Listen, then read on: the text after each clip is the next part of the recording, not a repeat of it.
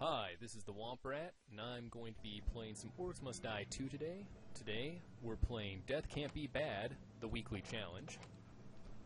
Today we're going to go for Manaless and Untouchable, adding 100,000 points to our score. So I've noticed in these videos I've been watching, everyone funnels them over to the right. I'm going to be a little bit different and funnel them over to the left.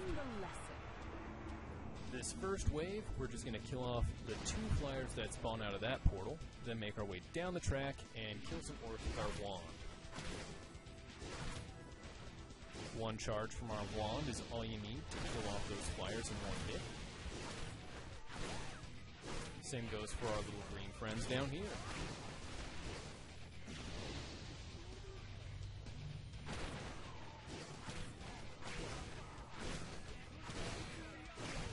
Poor guys never had a chance. Alright, now we have the little kobold runners. My co-op partner, Saving Kenobi, refers to them as Womp Rats because they are annoying. Orcs go in, flesh comes out. Alrighty, Wave 2, this is where our magic is going to begin. There are no archers until Wave 3, so we are free to just shoot every orc that comes into our Walk of Pain. Named so because we're going to be adding barricades to force them to walk along the wall and get ground up into hamburger. Albeit a green and probably nasty tasting hamburger, but here we go. Blast our orcs, get some ×3 combos. You're going to see some ×4 here at some point during the level, right there. I believe getting hit by the cart if they carry on constitutes as a ×1 bonus that they hold. I believe the grinders this week are powered up with a bleed effect.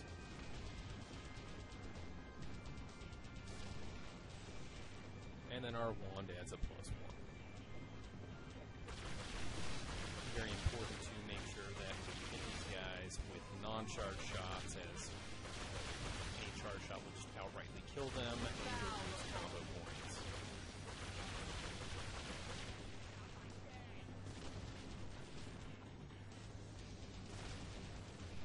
Now, combos are a fun little thing. A ×3 will give you 200 points, and a ×4 will net you 400. For every 1 combo increase, it doubles the combo score. So, getting a high combo is very important for high scoring.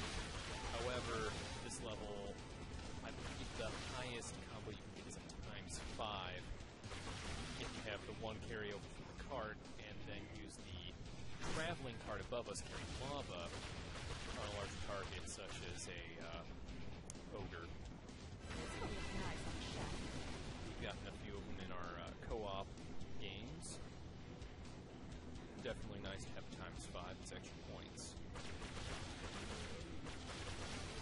I'd actually like to see them put in a high-scoring weekly challenge where we could maybe get upwards of a ×10. It's going to be a lot of fun. But I don't know. Sometimes I like the limited arsenal that we're given. Some challenges are more annoying than others. I actually enjoyed this one.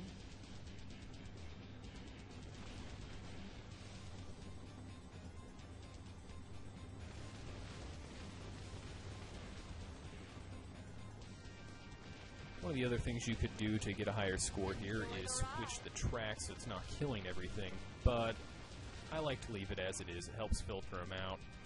Make sure that I don't need as many grinders.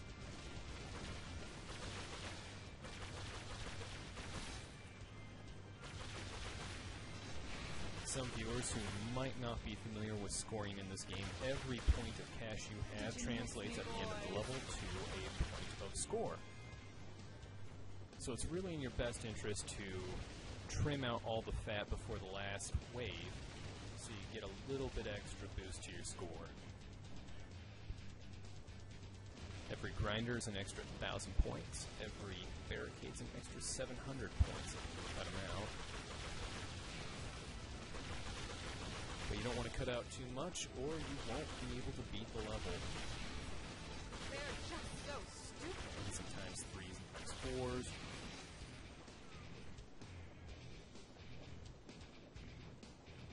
I know it's not much to look at. We're going to be looking at a lot of the backs of these columns, but we want that untouchable. Leave nothing to chance.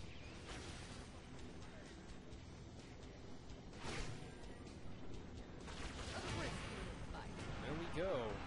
Just hit G, go straight to the next wave. Put up more grinders, more barricades, continue that walk of pain. There are skies of flyers, and make room for the orcs. You want to try to dispatch those flyers as fast as you can.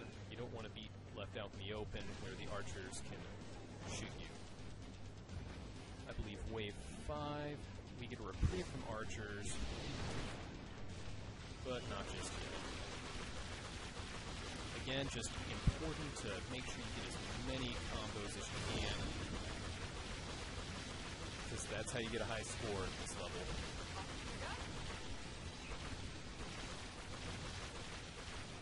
I love using these barricades.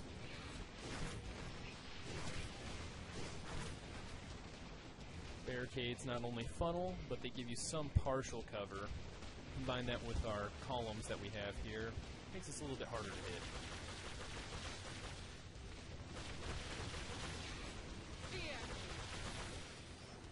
Stray bolt.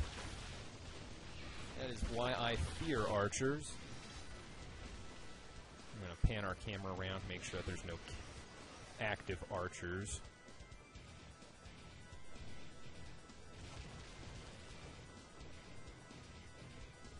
Now, I definitely understand why people funnel them over to the right. It's easier to hit those mine carts, get that ×5 on things like ogres. But, like I said, I just wanted to be a little bit different.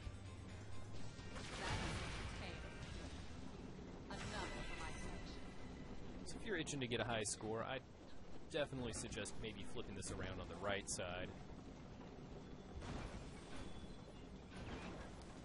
A little bit of preparation for wave 7, as that is going to be your make it or break it point. Wave 7 is a bloodbath. It is the worst wave in this entire level,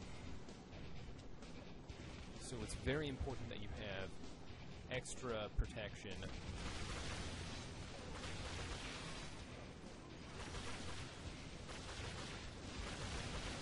So here we are on a wave without any archers. Time to get our combo up. See there, one of those grinders is stopped.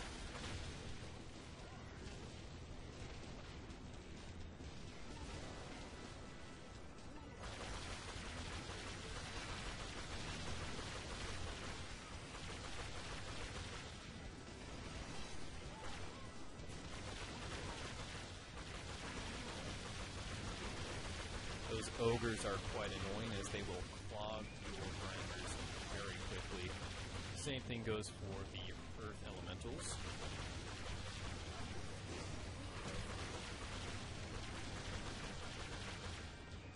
Yeah, that cart proves to be a little bit more difficult to set into motion.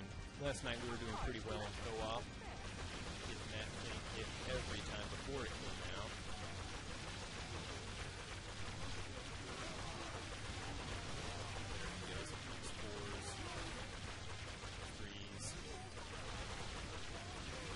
Gotta adjust our firing through all those clogged grinders. Alright. Wave 6. It's not gonna be too bad, but wave 7 is just going to be that much harder. Oh.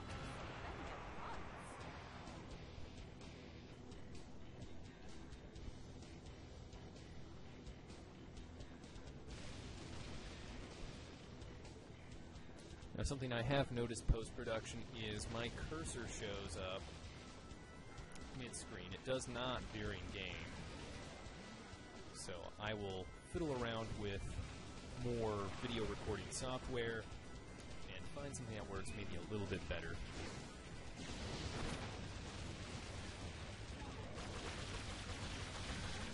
Or if anyone here is familiar with the intuition, please let me know if there's an option in there to get the cursor.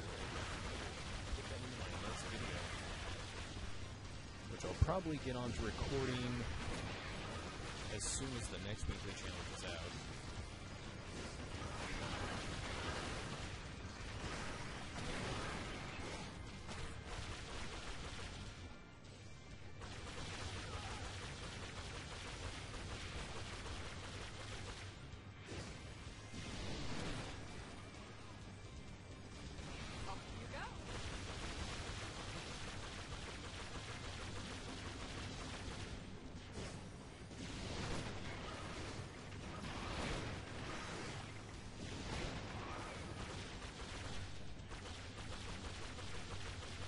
Wave 6, not so bad, but...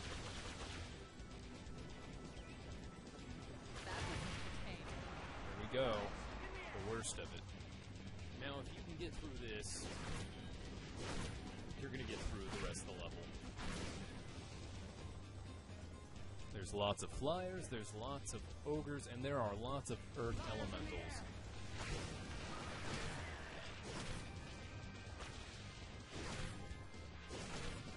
If you are going for Untouchable and Manaless, this will probably be the wave that sends you back to wave 1.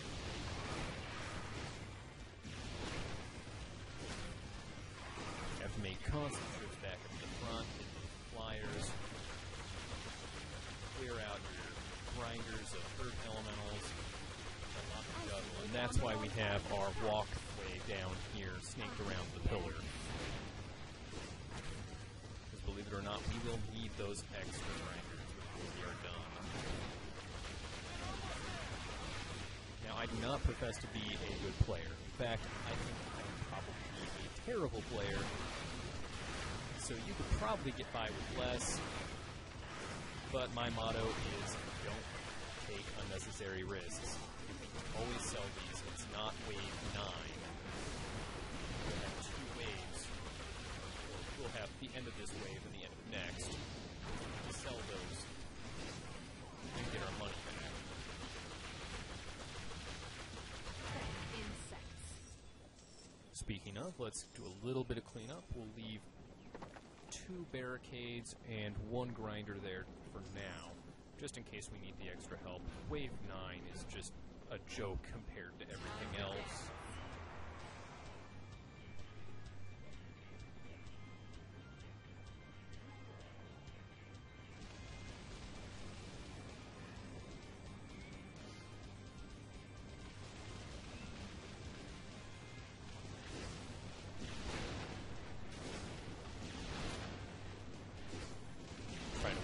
This ogre before he clogs too many of our grinders.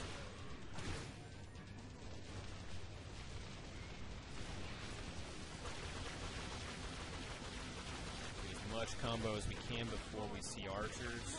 Then we gotta take some cover, make sure we don't get hit.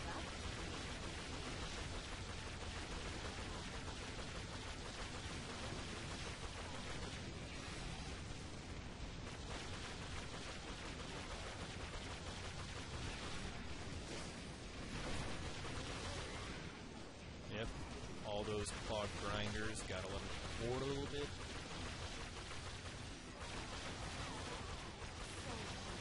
Dead all in a row.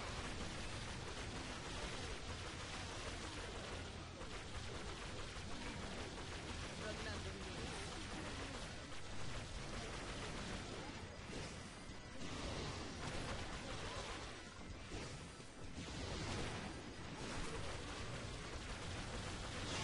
Only at times 4. Sadly, none of them were hit by a minecart prior to that.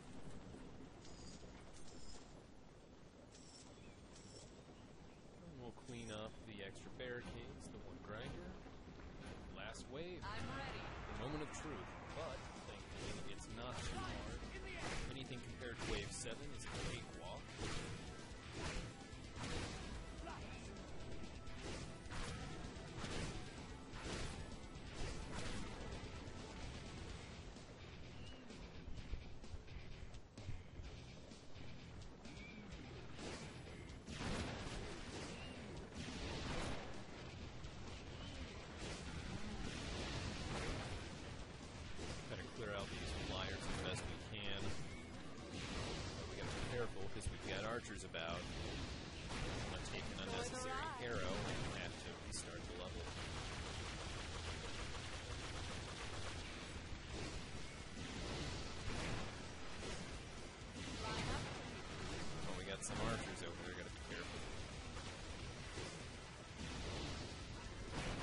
got one flyer left. And there we go.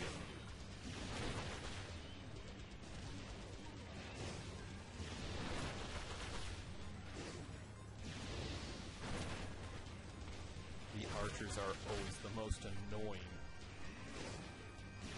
They will pin you down, and sometimes they are armed. Other times they just shoot randomly.